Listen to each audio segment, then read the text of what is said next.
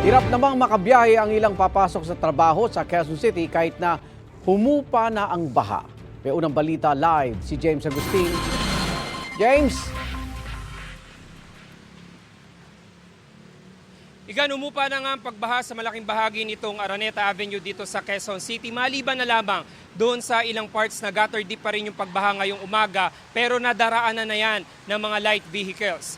Kaninang alas 6:30 ng umaga, Igan, sunod-sunod na yung mga truck na nakadaan. Marami ring light vehicles ang umiwas at humanap ng ibang ruta. Ang iba naman nagbibisikleta at nakamotorsiklo, kanya-kanya ng diskarte. May mga tumirik pa kaya napilitang itulak ang kanilang motorsiklo. Karamihan ay papasok sa kanilang mga trabaho, tulad ng ilang aking nakausap na galing pang Valenzuela at Bulacan.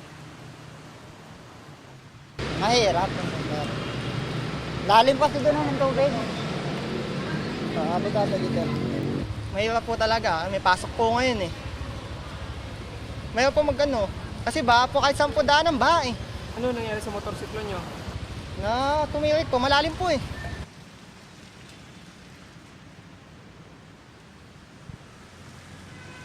Samantala, Igan, sa mga oras na ito, yung mahinang pag-ulan na lamang yung nararanasan natin at sa paghupa nga ng pagbaha dito sa Araneta Avenue, napakadaming mga basura tayo na nakita na naiwan. Pero ito nakikita nyo ngayon, no, kalsadang ito ay Maria Clara Street.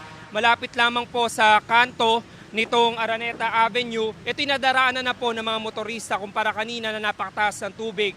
Yun nga lang, talaga napakadaming mga basura na nagsilutangan dito ngayong umaga. Yan muna yung latest mula rito sa Quezon City. Ako po si James Agustin para sa GMA Integrated News.